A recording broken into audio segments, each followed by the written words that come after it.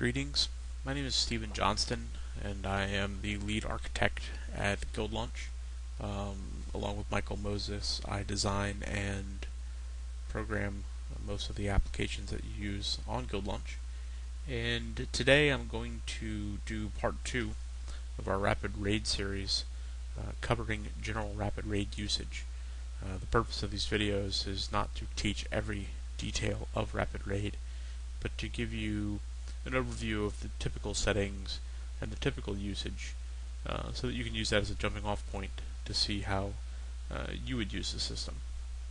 Rapid Raid's intended to be very flexible, which at times means that it doesn't hold your hand as much as another application might. It doesn't tell you what to do.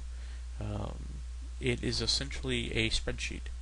You enter raids that have values and items that have values, and then it just calculates those values out and tells you what each member has contributed and what items they've received. The flexibility gives you a lot of power, and hopefully this tutorial will help you harness that power. So today I'm going to talk about the general creation of a raid. In our system, a raid contains events. Events have attendees, and events have items that are bought by attendees. That idea follows throughout the entire application. Members attend an event that's part of a raid. They may or may not get items, and then we calculate those things up in different ways to show you different things: how many raids they've attended, how many events they've attended, how many items they've gotten, and what most people think of, which is just how much DKP do they have. So today I'm going to create a raid. I'm going to add one character to it. It's going to have one event. There's going to be one item, and I'm just going to show you how that then plays out as you go through the different pages of Rapid Raid. I'm already in the Rapid Raid area here. If I go to Add New Raid, I'll have an option to choose a raid. Because I only have one pool, there's no pool options available to me. I'm going to give it a raid name of Raid 1 Sample. And today is perfectly fine, but I'm going to set it for a couple of hours from now. Give it a good 24-hour time and make it 10:49. And then I'm going to give some instructions. This is a sample raid. Sign up as you see fit.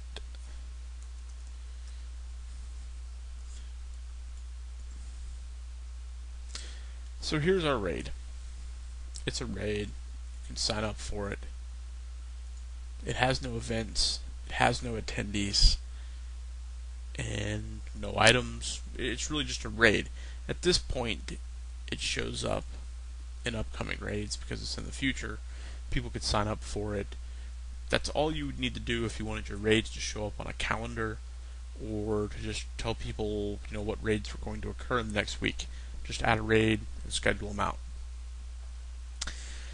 Now let's pretend we've gone off in this Raid 1 sample. Let's say that's a dungeon name.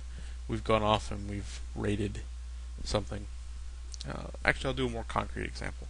I'll add a raid and give it something you guys all know. Many people have raided Molten Core, good old classic World of Warcraft dungeon. What's not to like?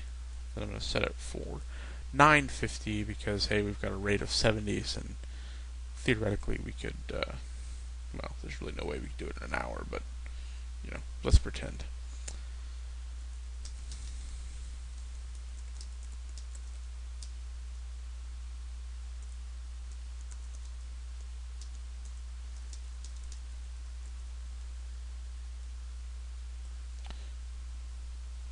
So now, this raid is scheduled for 9:50, and let's just say that we have begun this raid.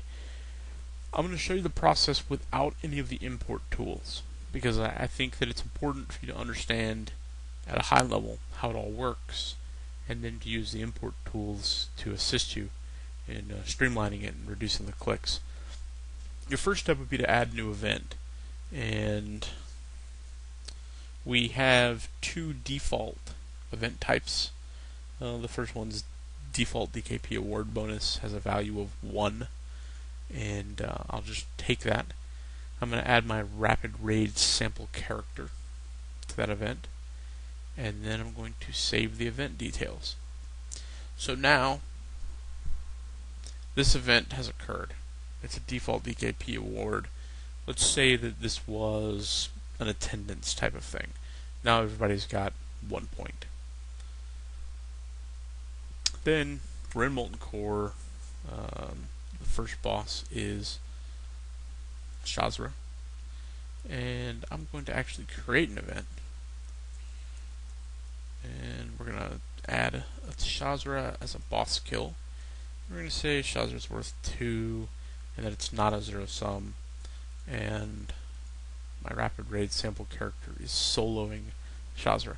That would certainly be interesting, maybe one day.